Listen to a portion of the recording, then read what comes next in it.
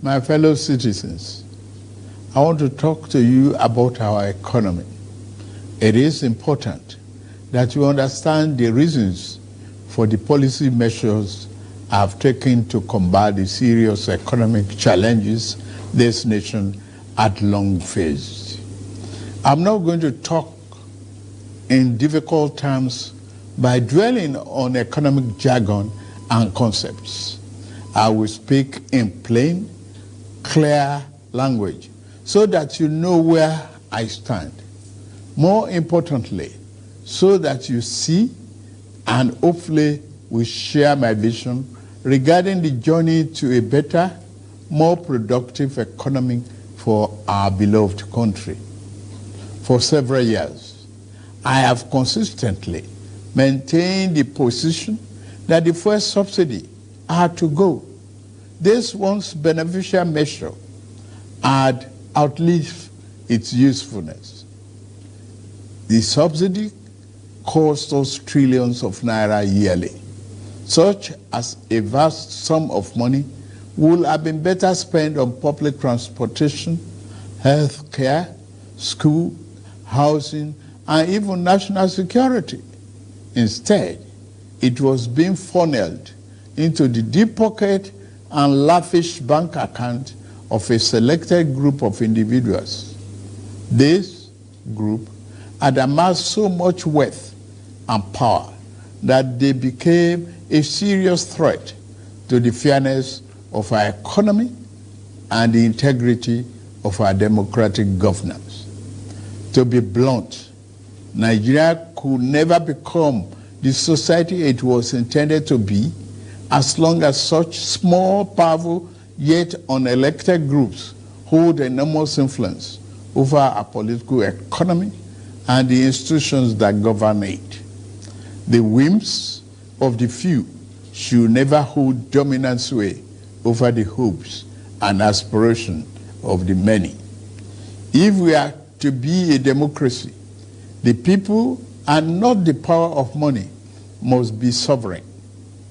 The preceding administration saw this looming danger as well. Indeed, it made no provision in the 2023 appropriation for subsidy after June this year.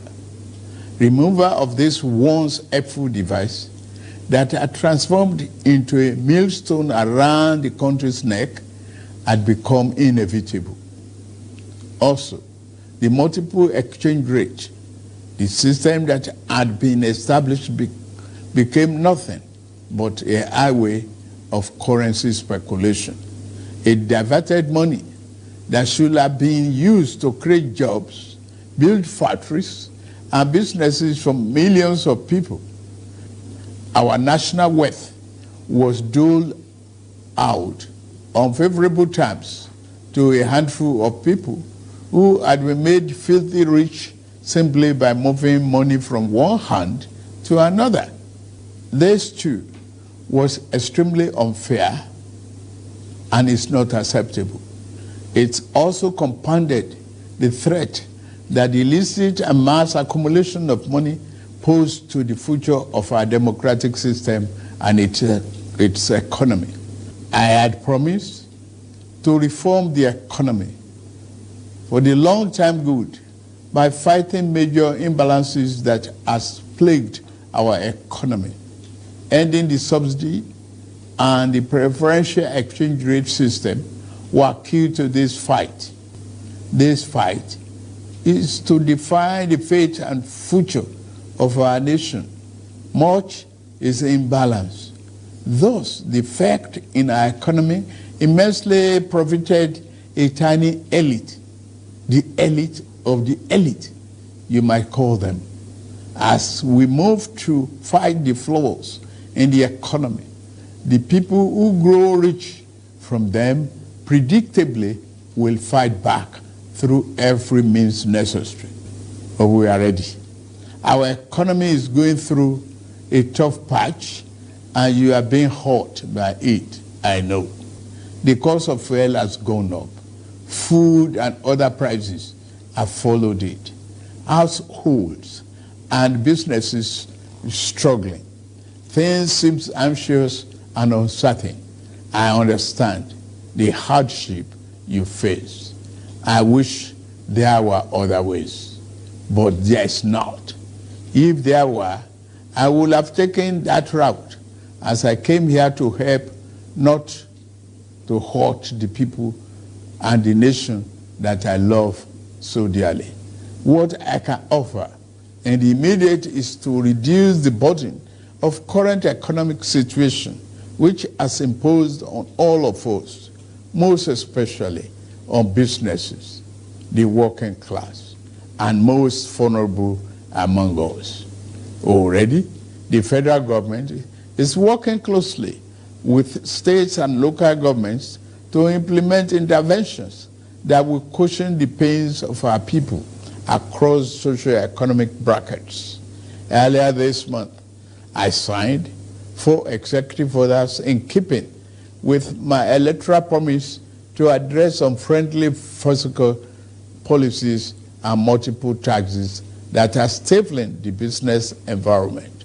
These executive orders on suspension and deferred commencement of some taxes will provide the necessary buffers and headroom to businesses in manufacturing sector to continue to thrive and expand. To strengthen the manufacturing sector, increase its capacity to expand and create good paying jobs, we are going to spend $75 billion between July 2023 and March 2024. Our objective is to fund minimum of 75 enterprises with great potential to kickstart a sustainable economic growth, accelerated structural transformation, and improved productivity. Each of these 75 manufacturing enterprises will be able to access 1 billion credit at maximum of 9% per annum, with maximum of 60 months repayment for long-term loans and 12 months for working capital. Our administration recognizes the importance of micro, small, and medium-sized enterprises and the informal sector as the drivers of growth. We are going to energize this important sector with $125 billion. Out of the sum, we will spend $50 billion conditional grant to 1 million nano businesses between now and March 24. Our target is to give a minimum of 50,000 each to 1,300 nano businesses owners in each of the 774 local governments across the country. Ultimately, this program will further drive financial inclusion by onboarding beneficiaries into the formal banking system. In like manner, we will fund 100,000 MSMEs and startups with $75 billion. Under this scheme, each enterprise promoter will be able to get between 500,000 and 1 million at the maximum 9% interest per annum and repayment period of 36 months. To further ensure that food prices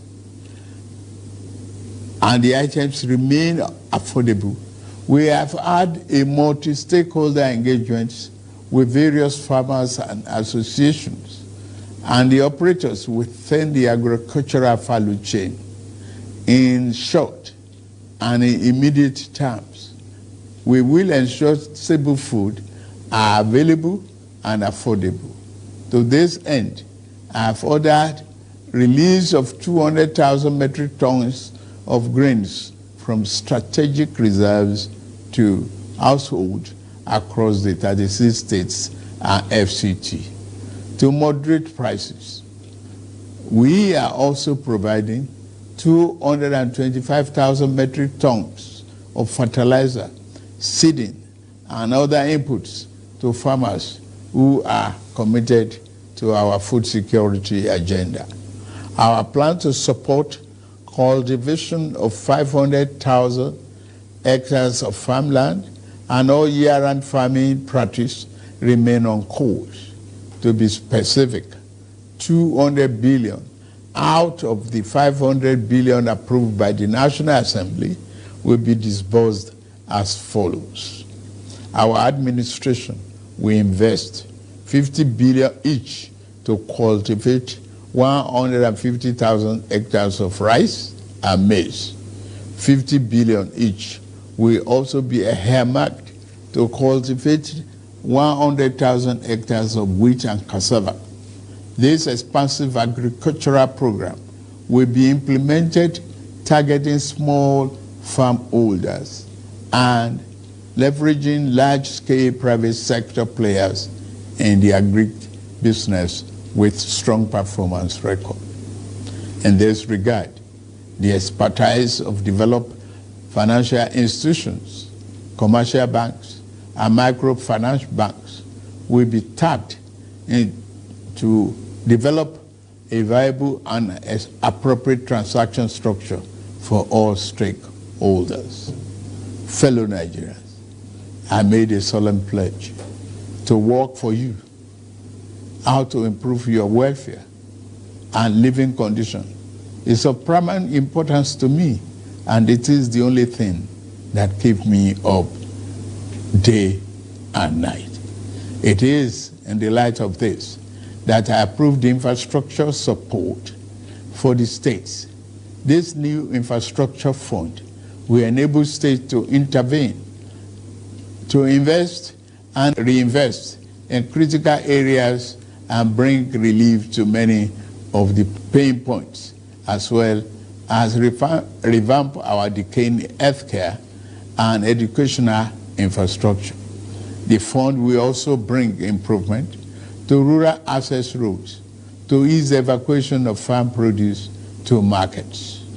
With the fund, our state will become more competitive and on a stronger financial footing to deliver economic prosperity to Nigerians. Part of our program is to roll out buses across state and local government for mass transit at a much more affordable rate. We have made provision to invest 100 billion between now and March 2024 to acquire minimum of 3,000 units of 20-seater CNG fuel buses. These buses will be shared to major transportation companies in the state using the intensity of travel per capita. Participating transport companies will be able to access credit under the facility at a maximum per annum 9% interest rate with 60 months repayment period. And then, in the same vein, we are also working in a collaboration with the labor unions to introduce a new national minimum wage for workers. I want to tell you, our workers, that this, your salary review is coming. Once we agree on the minimum wage and general upward review, we will make budget provision for it for immediate implementation. I want to use this opportunity to salute many private employers in the organized private sector who have already implemented general salary review for employees. Fellow Nigerians, this period may be hard on us, and there is no doubt that it's tough on us. But I urge you all to look beyond the present temporary pains and aim at the larger picture. All our good and helpful plans are in the works. More importantly, I know that they will work. Sadly, there was an unavoidable lag between subsidy removal and these plans coming fully online. However, we are swiftly closing the time gap. I plead with you, please have faith in our ability to deliver and in our concern for your well-being. We will get out of this turbulence, and due to the measures we have taken, Nigeria will be better equipped and able to take advantage of the future that awaits her. And in a little over 2 months, we have saved over 1 trillion naira that would have been squandered on the unproductive fuel subsidy, which only benefited smugglers and fraudsters. That money will now be used more directly and more beneficially for you and your families. For example, we shall fulfill our promise to make education more affordable to all and provide loans to higher education students who may need them. No Nigerian student will have to abandon higher education because of lack of money. Our commitment is to promote the greatest good for the greatest number of our people. On principle, we shall never falter.